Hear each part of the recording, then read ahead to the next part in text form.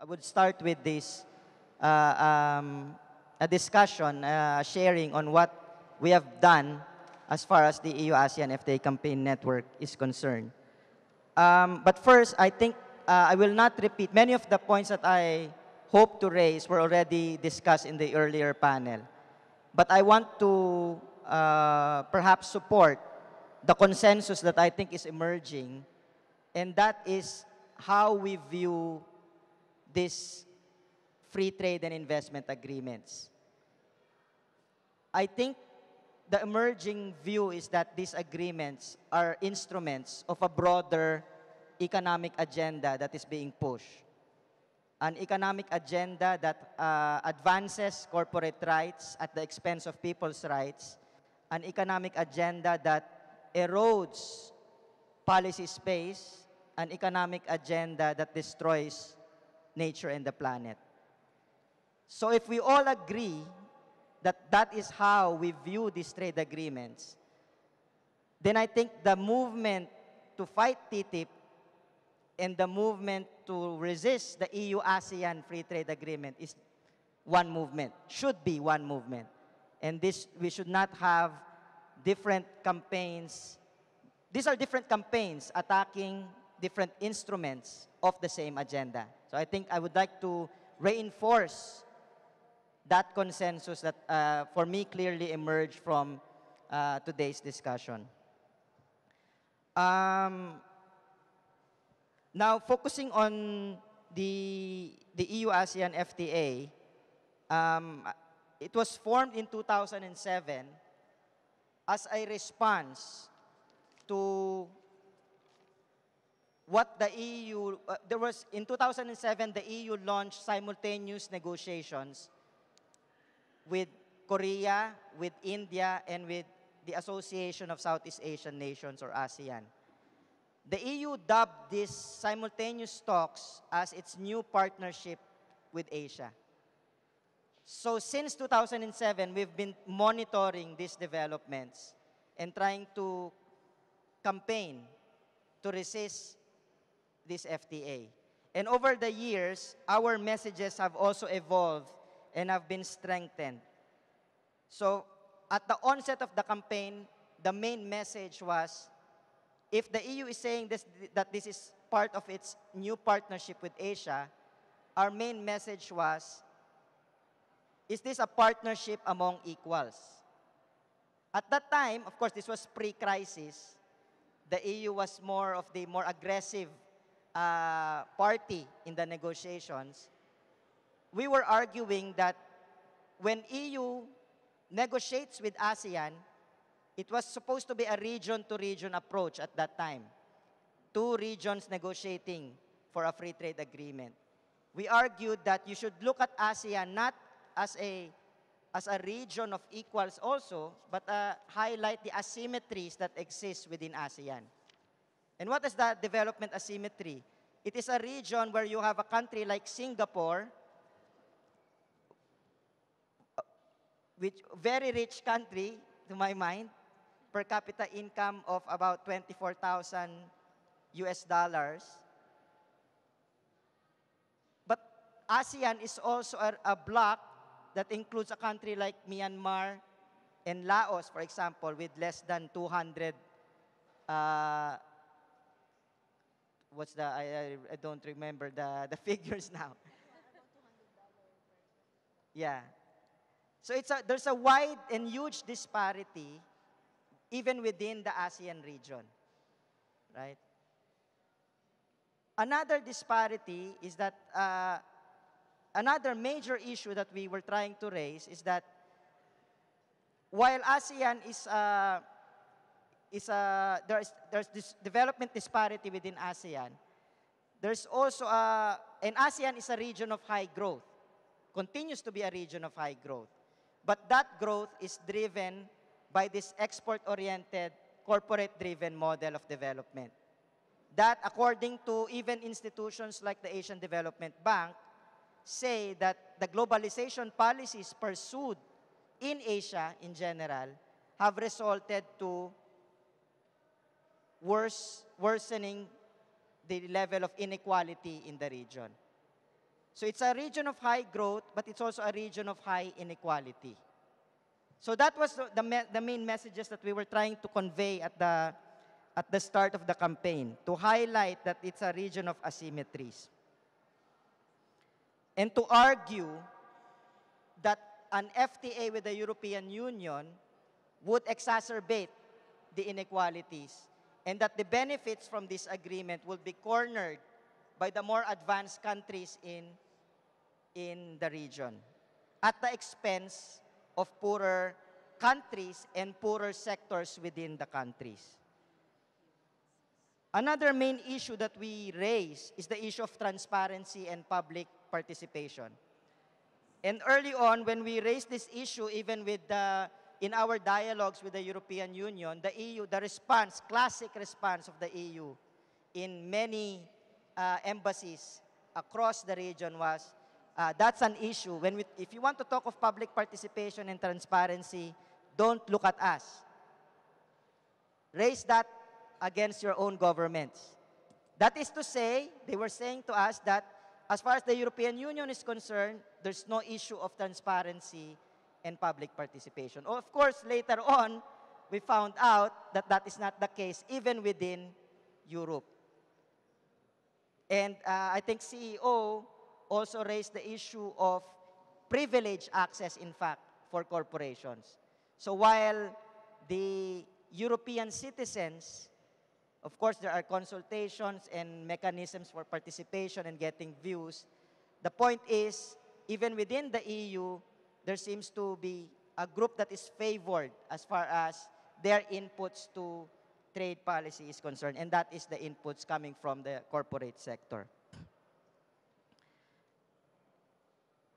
One major challenge for movements in Asia, and this was raised by Walden a while ago, not just about corporate capture, but the fact that ASEAN governments are actually leading this frenzy to negotiate and conclude free trade agreements. So sometimes, as campaigners, it's hard for us if we just focus on a per agreement basis. Because the government, you're still campaigning against the Japan-Philippines Economic Partnership Agreement, and then all of a sudden you realize that they already signed the ASEAN, Australia, New Zealand Free Trade Agreement. And it just, they negotiate these agreements faster than the campaigns can set up and mobilize and react. And again, linking back to the issue of transparency, to make it worse, we do not have access to the documents until they are already concluded. So in the case of the Japan-Philippines, for example, we only got a copy of the agreement when it was signed already, and it was undergoing a process of ratification in the Senate. So it's a really big challenge for campaigners to try and resist these agreements if you don't have the access to the documents, and if they are happening at such a pace that is hard for us to adapt. That is why I think it's so important to look at these agreements as cut in the same mold or in the same cloth, and to look at the broader economic agenda that is being advanced by these agreements. So this is where we are at the moment. At the regional level in ASEAN, we have highlighted two main elements of this new generation FTA. That's how we view the EU-ASEAN FTA, as new generation FTA, similar to the TTIP, similar to the Trans-Pacific Partnership Agreement. And these two issues that we are focusing on are, number one, intellectual property rights and access to medicine. Here we have tried to consolidate a broad platform that includes HIV/AIDS activists and patients' networks across Southeast Asia. If you look at the campaigns that are happening in Indonesia, in Vietnam, in Malaysia, in the Philippines, in Thailand, these are mostly led by, you see at the forefront of the mobilizations, the HIV/AIDS patients who are arguing that they should have the right to life-saving medicines that would be undermined because of the IPR chapter in these agreements.